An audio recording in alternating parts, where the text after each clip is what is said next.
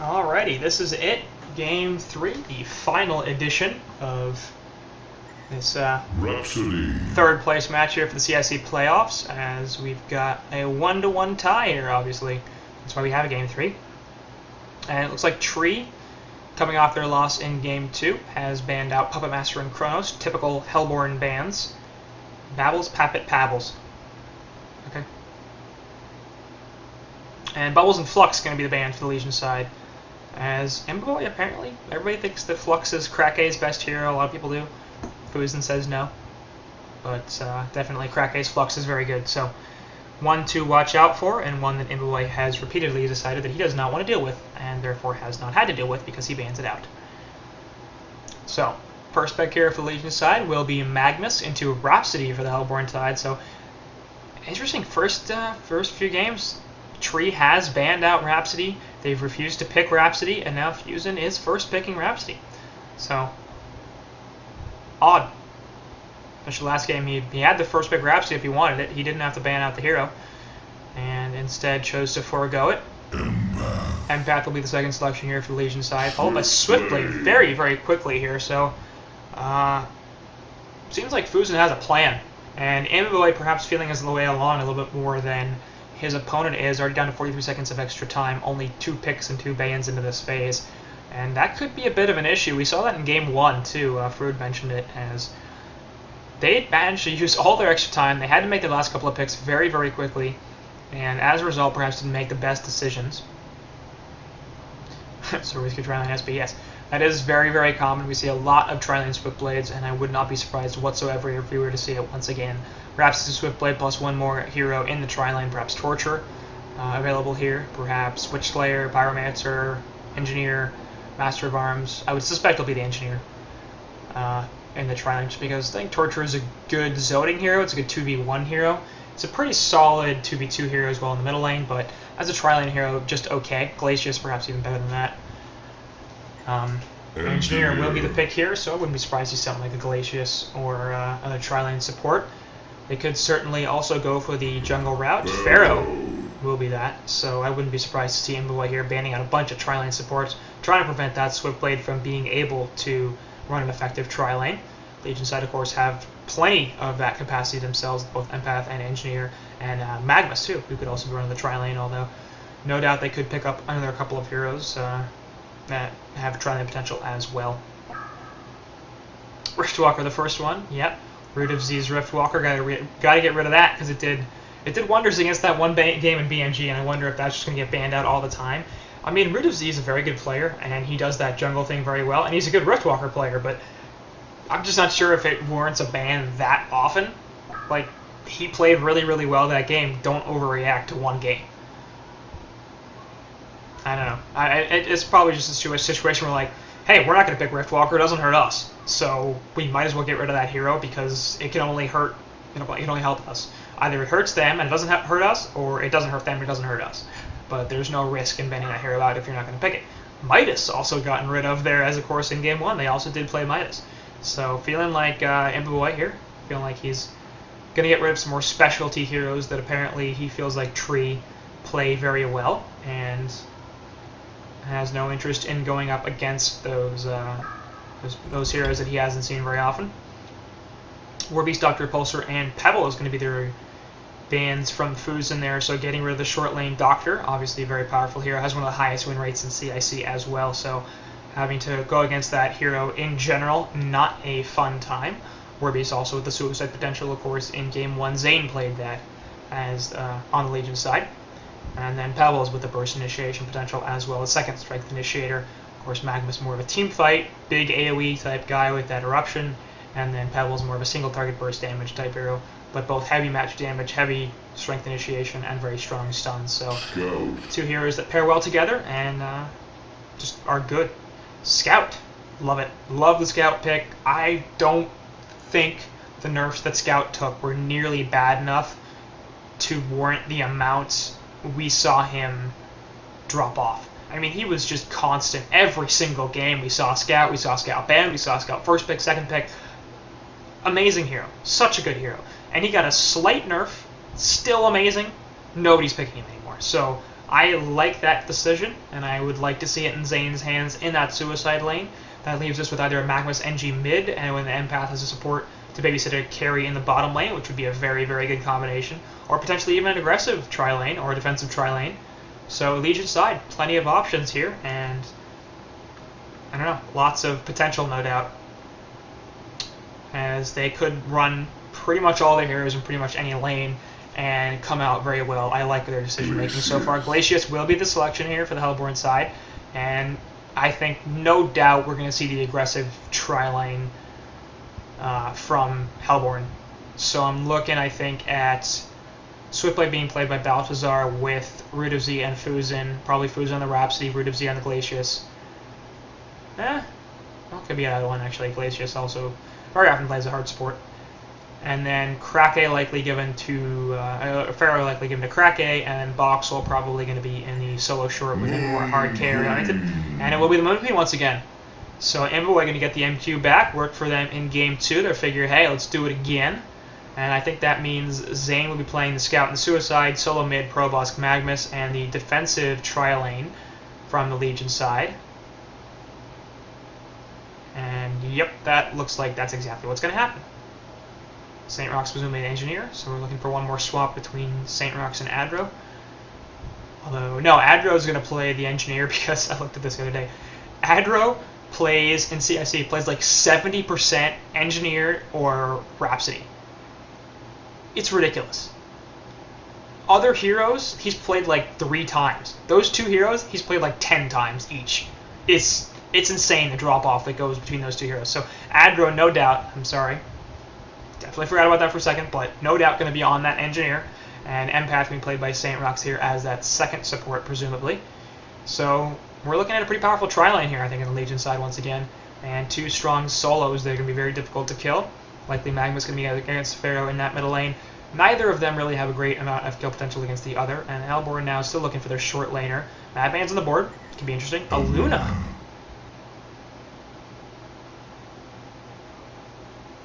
Okay. So they're going to play carrier farming Luna.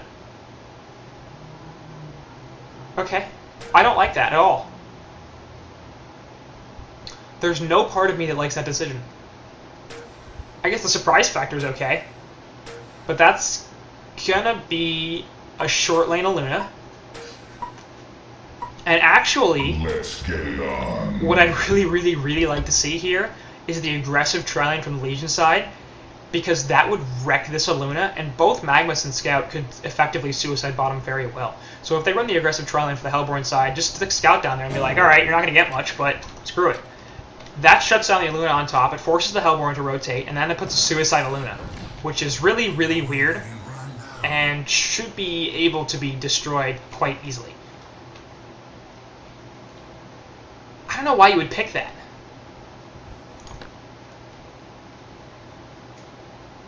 I really don't.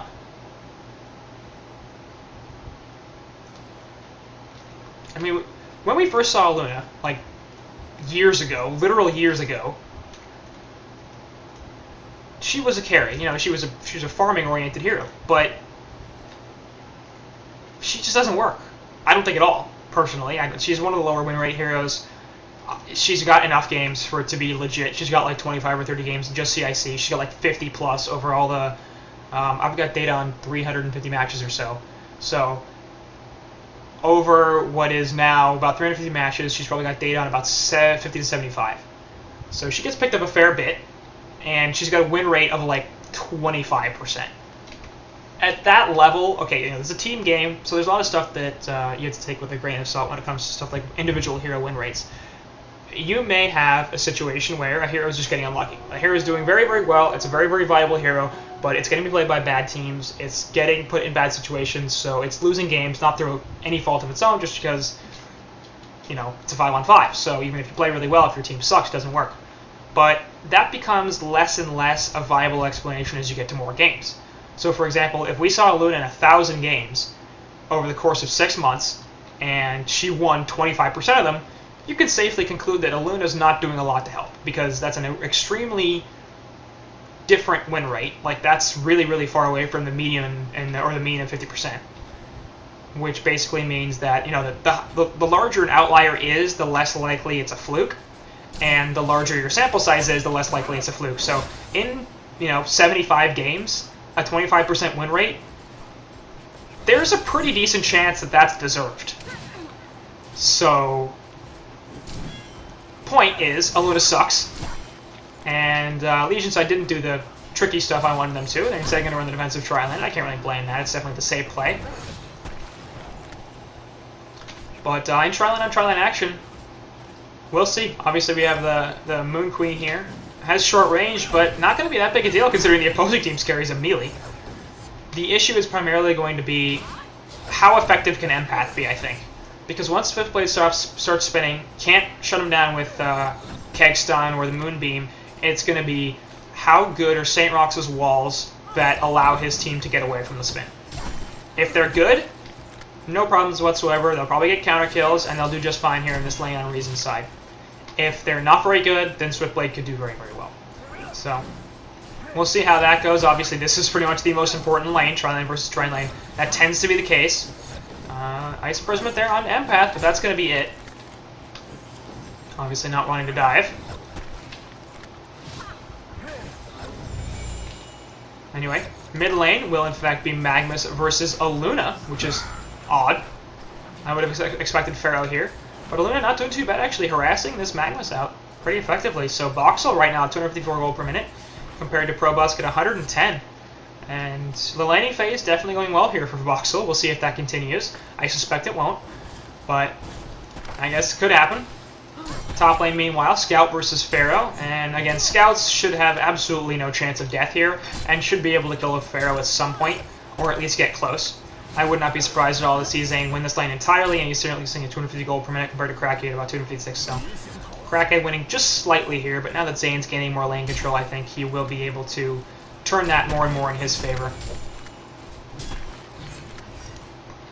So let's focus our attention here on this bottom lane, because it's unlikely, I think, that we'll have too many kills in either lane. Mid could certainly have one, top could have one if Zane manages to catch out Krake. And I doubt Krake could do anything unless Zane managed to do something stupid like, you know, lose all of his mana. Or if Zane brought wards. I guess that's also a possibility. Or dust. But this tri-lane, no doubt, the most important one. Most important lane, at least.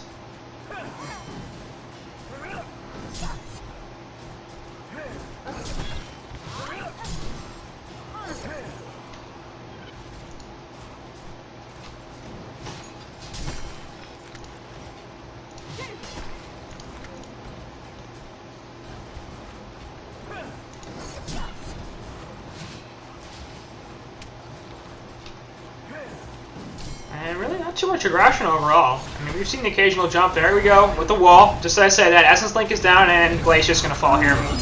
Amber Boy gets the last hit. Looks like they're trying to get the counter kill here, and Balthazar will grab the kill, but he might be in some trouble now. Moonbeam is up. Actually, no, they're going to turn this on to Rhapsody, and she's definitely going to fall there. Ends up being a 2-for-1, as Amber Boy gets both of the kills, definitely going in their favor. That's a pretty good engagement right there. Nice wall from St. Rox, of course. And now Imboy could be in some trouble. Spin will be back in a second. Oh no, all of a sudden Balstar's like, oops. Yeah, physical damage is a thing, buddy.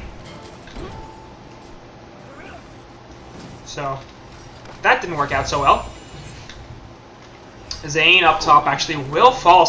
Oh, he just went for the mana play. Got caught on the tower, and that hurts. So well played there to Krake. A little bit too much aggression, I think, there from Zane. No doubt a situation in which he went for a kill and wasn't able to pick it up. Off to the side here, Glacius going to be walled off. Very well done from St. Rox, and now she's going to be in so much trouble. And Kegstun goes out, Aggro still will fall, ends up being 1-for-1. And relatively even at that. Balthazar still wants to chase, but unable to do so.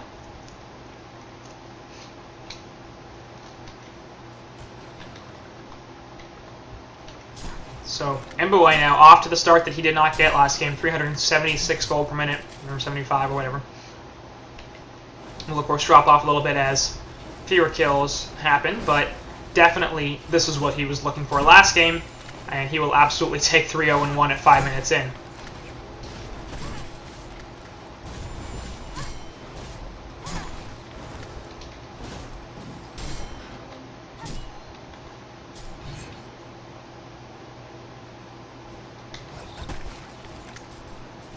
So, GPM charts, no doubt. Pretty good here for the Legion side, but actually Hellborn, you look at that, everybody at 315 plus GPM. As Magnus is losing this middle lane pretty darn hard. Voxel on that Aluna, Christmas Aluna in summertime. And Probusk is just not having a great time.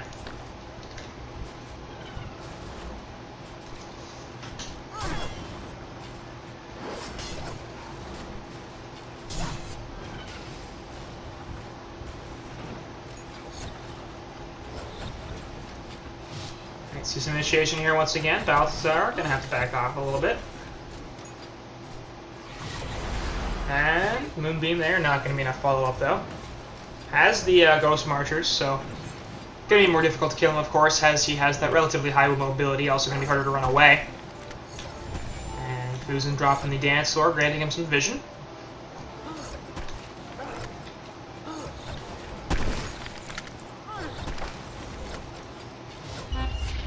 Actually, spin there, off the side wall, well done, and St. Rock's still going to fall here, I think. Essence Link, nope, Ice Imprisonment there too much, so St. Rock's getting caught out a little bit, as Balthazar does manage to get the spin off, and the wall was not quite at the perfect angle to give him the escape route.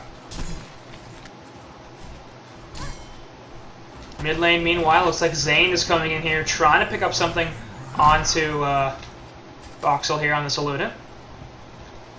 And he's playing fairly far back, suspecting that, yeah, maybe something's up here. Obviously, Zane is not top, so good reason to be concerned. Refreshment rune down here will be picked up.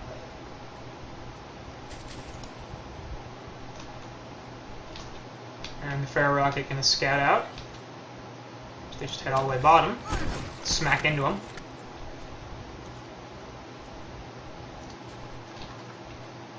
So Voxel being forced to play back here, and as a result opening up some space for Probusk. 8-minute rune will be up top, and it's going to be stolen by Scout.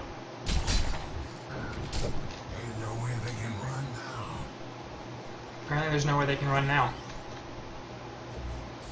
He keeps saying that as if I care. I don't care, Scout.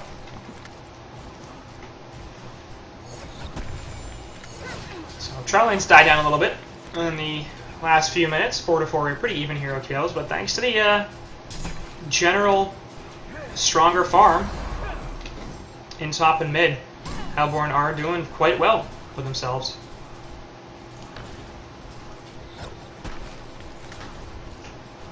Dance 4 goes down here. They're looking to initiate, but won't be able to find the angle.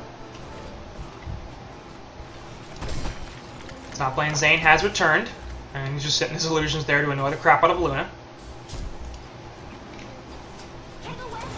Kegson on Balthazar, he might actually be in some trouble there. He's going to drop a spin, but the wall is at present.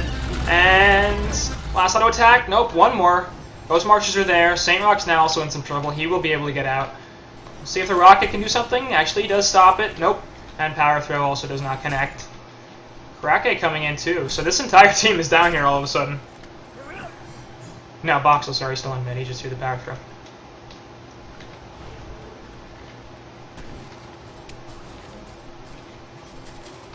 So they might be looking to transition this, as they apparently feel like Swiftblade's not going to farm. But in the meantime, Kraken going to be in some trouble. Takes the Essence Link Sun. Got more auto attacks are there. Zane looking for the ultimate, not even necessary, as Envoy finishes him off with a Moonbeam. Obviously, the Hellflower and the Staccato Stun, Hellfire and the Staccato Stuns, preventing him from channeling.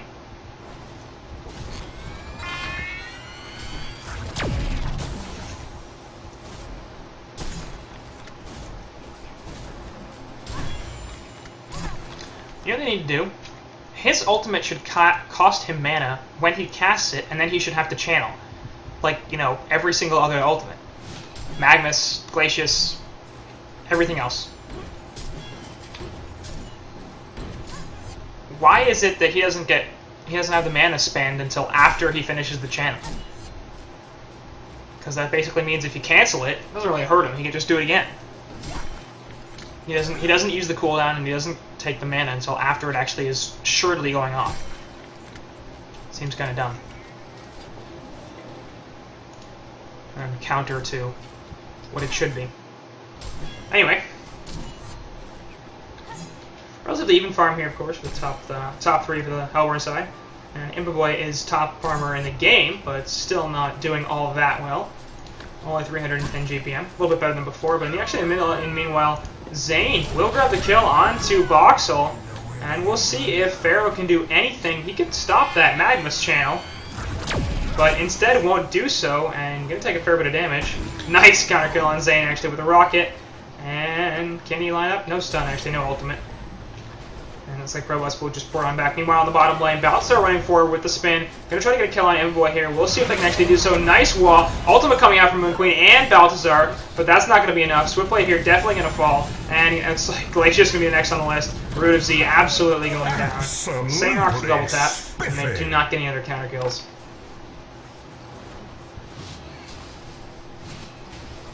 So, bit of a problem there, no doubt, as the 8-5 hero kill lead has expanded in favor of Reason. And all of a sudden, they're ahead in both resources.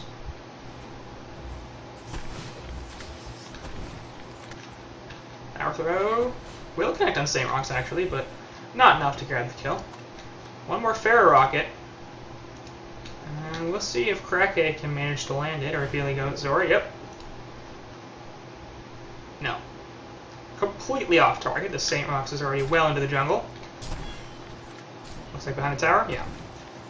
So kind of hoping that would be the case. Instead, no.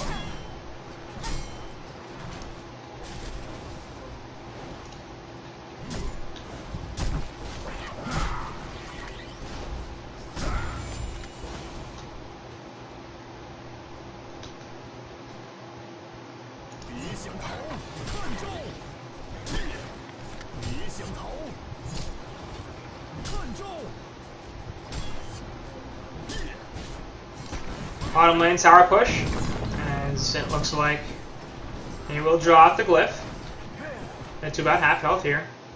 Not the greatest pushing team here on the Hellborn side. Obviously the Rap stands for helps quite a lot in that regard, but their wave clear isn't the greatest despite the Swifty spin and no real building damage outside of right clicks to speak of. Moon Queen will drop a beam, and it looks like they're going to try to back this off and will be able to do so. Swift play over here, looking for some initiation, does not have his ultimate, but Zane is invis, and this could be an issue for somebody. No. In fact, they will just back off. In fact, picking up a Lex Talionis there.